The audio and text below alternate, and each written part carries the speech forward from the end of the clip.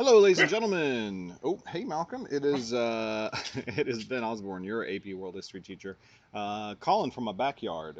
Here we got a beautiful day today. 2 weeks ago it was snowing and 16 degrees, and today it is 74 outside and beautiful. Going to talk to you a little bit about the Industrial Revolution Part Two right now. Again, I'm outside, so you may hear some birdies or maybe a little Malcolm bark on occasion, or I'll make sure to pause it if it gets too bad or something. But we are taking a look here at the second part of our Industrial Revolution video, which is sort of how it expands around the world and how it affects other people as well. So let's check it out. So the first thing we need to look at here is the Industrial Revolution around the world, talking about the Ottomans. So the Ottomans themselves, again, are in Turkey, is a Muslim country. So they have these issues like the corruption, some ethnic nationalism, and conservatism, which means that they will not adopt the ideas of the Industrial Revolution in sort of the central area of the government. But in Egypt, which is a part of the Ottoman Empire but kind of independent, it's kind of like the hey Malcolm, it's kind of the equivalent of like a territory almost. Like they are nominally a part of it, but they don't really listen to the central government. So in Egypt, then they will have this new guy come in because it was sort of nominally a part of it. It's an Albanian officer. His name is Muhammad Ali, not the boxer, but he ends up being set up as the de facto ruler of Egypt, and then pretty much immediately starts taking it away from the Ottomans as well. So he will modernize on the European model then, nationalize lands and promote factories. He's going to make a lot of money during the Napoleonic Wars selling to everybody. So he is an example then of it spreading to other parts of the world. Even though the Ottomans didn't want it, he is more than happy to take advantage of it. There you can see him chilling there on the left, looking pretty cool. Over on the right then you can see sort of the area and the territory that he is going to control.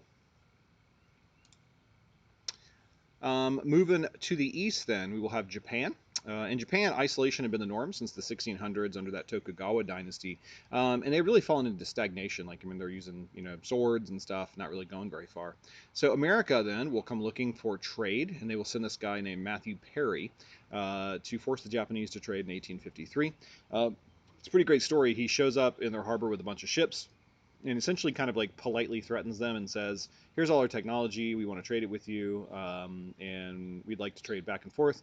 But we're really not going to say no to this. So you need to do this, and we'll be back in a year to sign a treaty." And sure enough, that's what happens. They signed the Treaty of Kanagawa.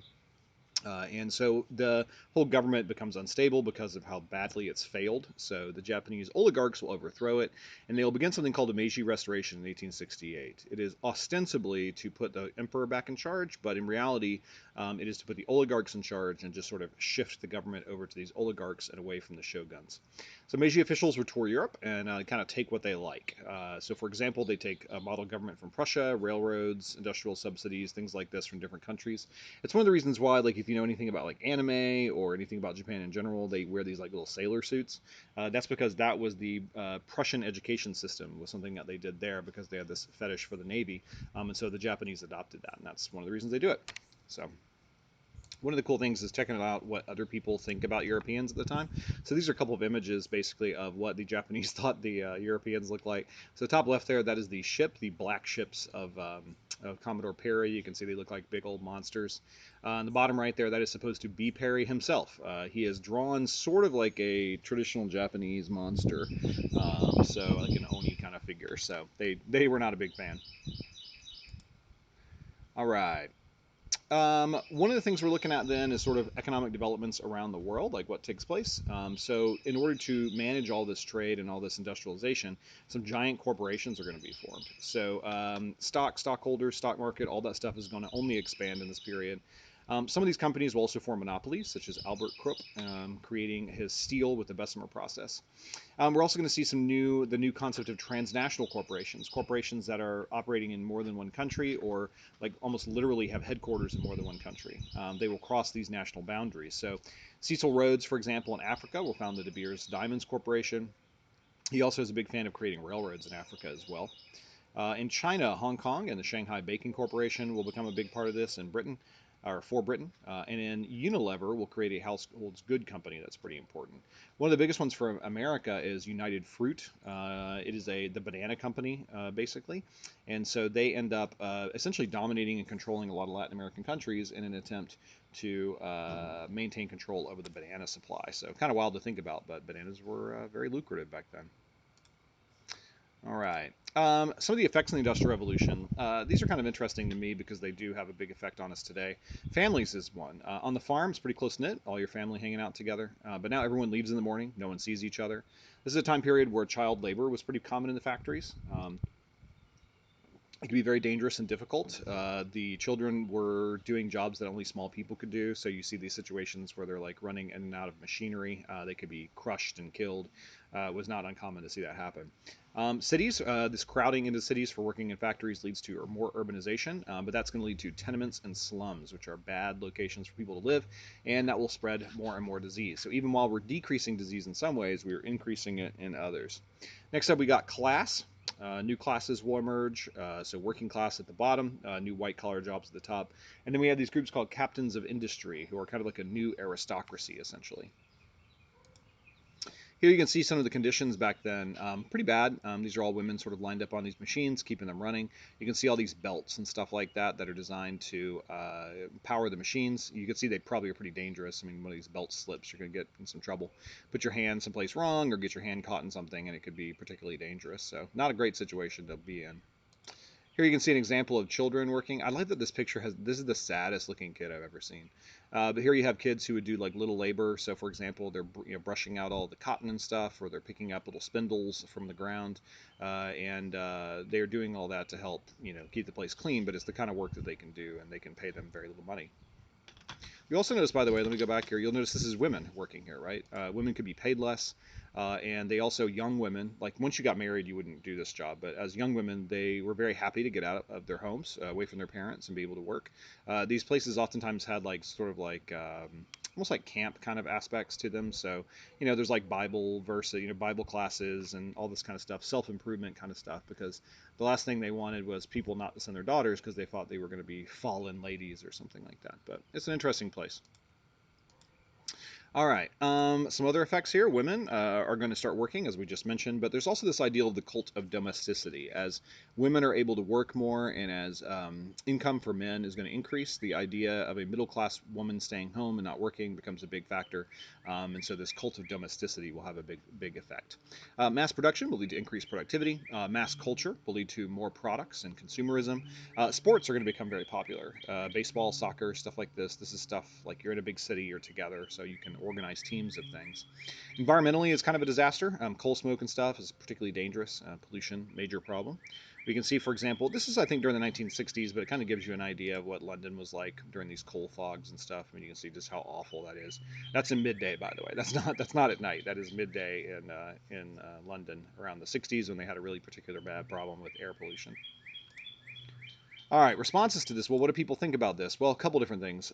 First off, these harsh conditions will lead to people trying to change things. One example is kind of uniting the world together. So, labor unions, for example, formed to allow workers a say in pay and working conditions. They could strike if they were unhappy. These will continue on. Also, we're going to have some social reforms. People did not want to stop the Industrial Revolution or capitalism, but they wanted to make things a little better for people. So they helped with education and banning child labor over time.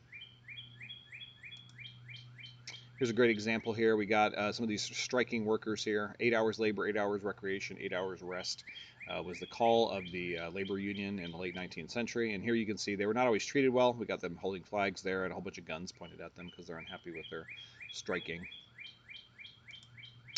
All right, some intellectual reactions then to the Industrial Revolution. Adam Smith, who we've talked about a couple times before, becomes more popular. Laissez-faire is going to become much more common in the West. John Stuart Mill will champion social reforms. He is really a big fan of this idea of utilitarianism, greatest good for the greatest number. So if people are being injured or whatever, we should stop that. Socialism will also become more popular. This is the idea that government should own factories or at least have a lot of influence on the economy. Karl Marx and others will extend that even on to things like communism.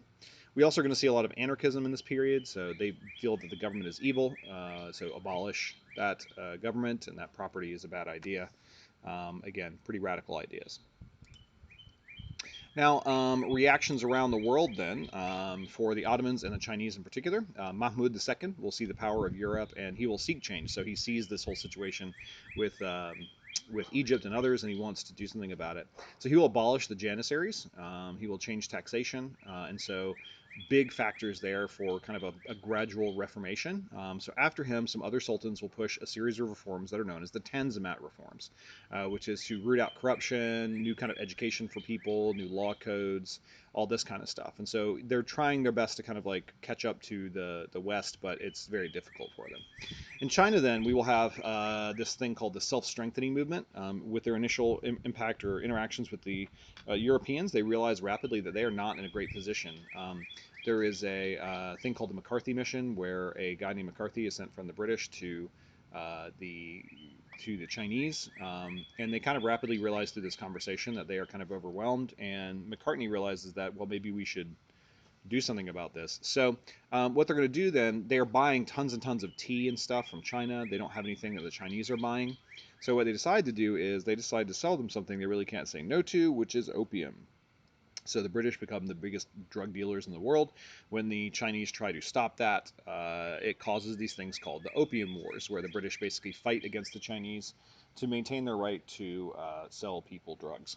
Out of this, then, a little bit later on, Emperor Guangzhou will set up this thing called the 100 Days of Reform, where they'll try to do his best to change things, but the Dowager Empress, this is his mother or grandmother, opposes these reforms and does not want this to take place. And she is a particularly interesting figure as well. We'll talk more about her a little bit later. All right, well, that was pretty quick, kind of running through those as quick as possible, but hopefully that gives you a little bit of information, especially if you're unable to talk about this in class or other places. Let me know if you have any specific questions, and thanks for listening.